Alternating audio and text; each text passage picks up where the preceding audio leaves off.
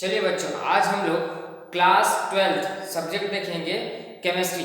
और आज हम लोग केमिस्ट्री के अंतर्गत जो पढ़ रहे हैं यूनिट 4। और यूनिट 4 में क्या है, केमिकल काइनेटिक्स मतलब रासायनिक बलगतिकी का हम लोग अध्ययन कर रहे हैं, जिसमें आज हम लोग टॉपिक देखेंगे शून्य कोटि अभिक्रियाएं। तो शून्य कोटि अभिक्रियाएं क्या है, इसको हम लोग समझेंगे।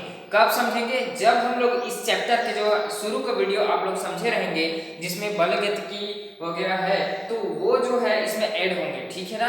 तो पिछले वीडियो को अच्छे से प्रिपेयर करके इस वीडियो को देखिएगा। तो इसमें शून्य कोटि अभिक्रियाएं, जीरो ऑर्डर रिएक्शन जिसको कहा जाता है, जीरो ऑर्डर रिएक्शन, आज हम इनकी चर्चा करेंगे। तो जीरो ऑर्डर रिएक्शन है ना, यहां पर शून्य कोटि जो अभिक्रिया है उनके बारे में जान लेते हैं कि शून्य कोटि अभिक्रियाएं क्या होती है। तो देखिए, यदि किसी अभिक्रिया की दर अभिकारकों के सांद्रण पर निर्भर नहीं करती, समझ में आ रही बात?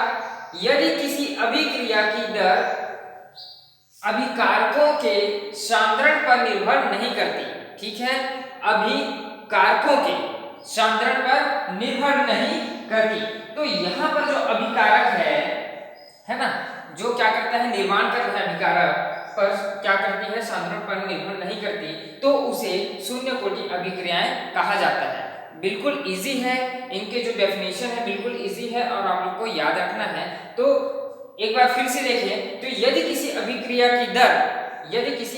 की दर अभिकारकों के सांद्रण पर निर्भर नहीं करती, है ना, अभिक्रिया की दर जो है सांद्रण के निर्भर नहीं करती, तो उसे शून्य कोटि अभिक्रियाएं कहते हैं। और देख सकते हैं यहाँ पर जो सेकंड पॉइंट यहाँ पर लिखा गया है वो किसके लिए लिखा गया है कि जो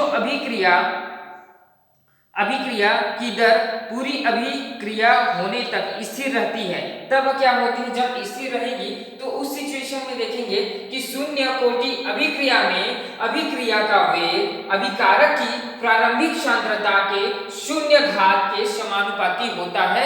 हम लोग इसको समीकरण के माध्यम से समझेंगे, ठीक है ना। यहां पर देख सकते हैं ए क्या है, अभिकारक है। ये क्या करती है, अभिकारक अभिक्रिया की सांद्रता पर निर्भर नहीं करती, यानी कि जो उत्पाद बनेगी उनकी क्रिया पर निर्भर नहीं करती। तो निर्भर नहीं करेगी तो बी का मान क्या आएगा, जीरो आएगा, है ना। ए क्या है, यहां पर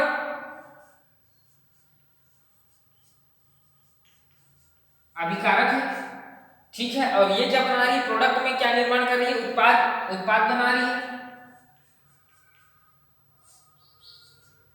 ठीक है। ए अभिकारक है जो सांद्रता पर निर्भर नहीं करती, यानी कि ये जो उत्पाद है वो क्या होगी, उनकी जीरो होगी। कैसे जीरो होगी, मान लो ए क्या है, उत्पाद बनाएगी तो उत्पाद क्या होगी, उनकी जीरो होगी, ठीक है। बात क्लियर यहां तक? अब हम देखेंगे समीकरण, ठीक है ना। समीकरण देखिएगा तो वहां पर दर नियमानुसार देखें तो दर नियमानुसार R बराबर के कोष्टक में लिखेंगे A जीरो, ठीक है। क्यों A जीरो लिखेंगे, जब हमारा उत्पाद ही जीरो है तो हम जो रिएक्शन करवाएंगे वो क्या होगी, जीरो होगी। तो यहां पर देखो R बराबर के A जीरो हो जाएगा, और ये R बराबर जब A क्या होगी, जीरो हो गई, तो A जीरो है तो हमें लिखने की जरूरत है क्या, नहीं है। तो A बराबर के समीकरण फर्स्ट दे देंगे, ठीक है। A बराबर के समीकरण फर्स्ट दे देंगे, और उसके बाद बलगतिकी के अनुसार, बलगतिकी के नियमानुसार देखें तो बलगतिकी के नियमानुसार यदि आप लोग बलगतिकी पढ़े होंगे तो आप लोग को यहाँ पर dx एंड dt कैसे आया वो आप लोग को पता चल जाएगा, ठीक है। डायरेक्ट इसको नहीं पढ़ना है, पिछली वीडियो देखेंगे तो आप लोग को स्पष्ट समझ में आ जाएगा। तो R बराबर क्या हो जाएगी, R बराबर के यहाँ पर हम बलगतिकी के अनुसार चलेंगे तो dx अपॉन dt, याद रखना है इसको कि R बराबर dx अपॉन dt।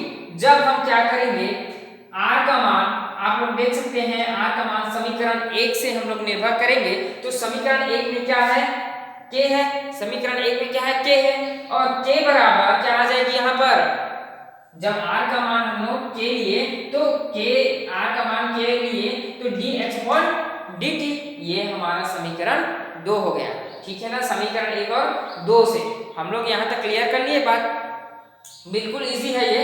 और उसके बाद देखो k बराबर dx अपॉन dt, ये समीकरण 1 और 2 से हमने लिया।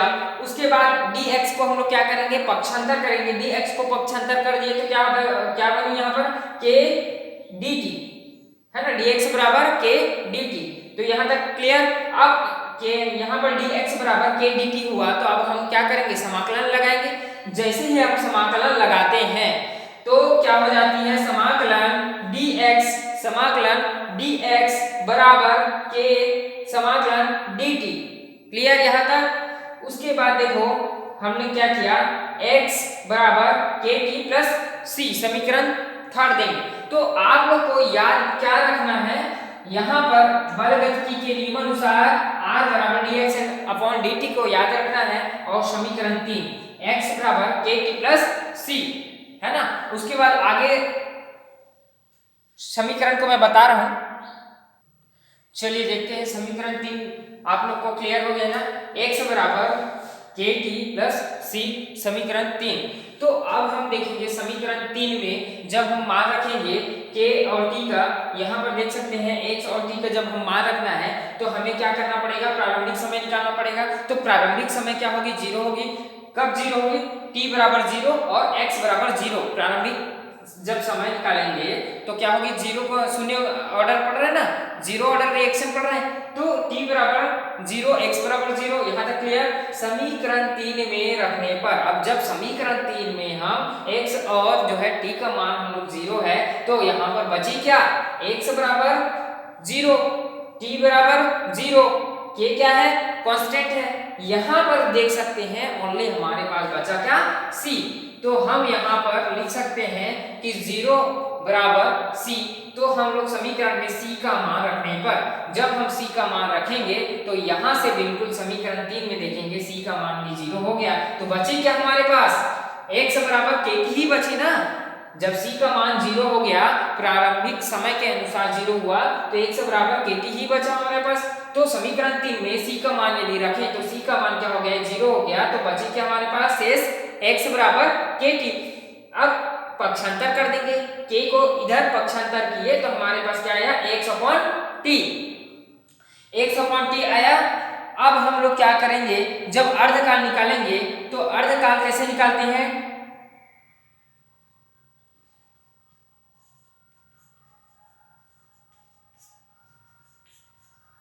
जब अर्धकाल निकालना है हमको तो यहाँ पर x और t का मान निकालना है। क्या निकालना है, x और t का मान निकालेंगे।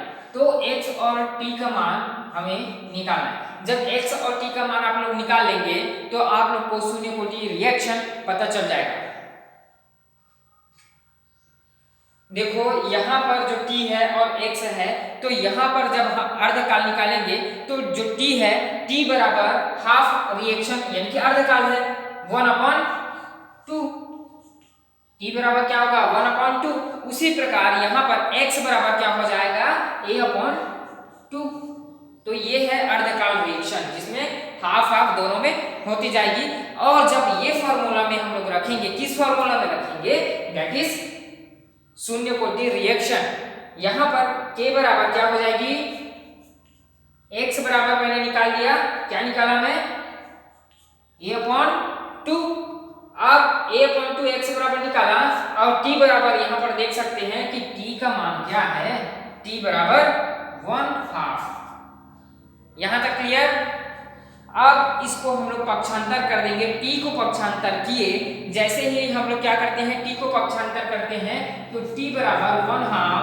तो हमारे पास बची क्या यहाँ पर, a/2 k लिख सकते हैं। यहाँ तक क्लियर। चलिए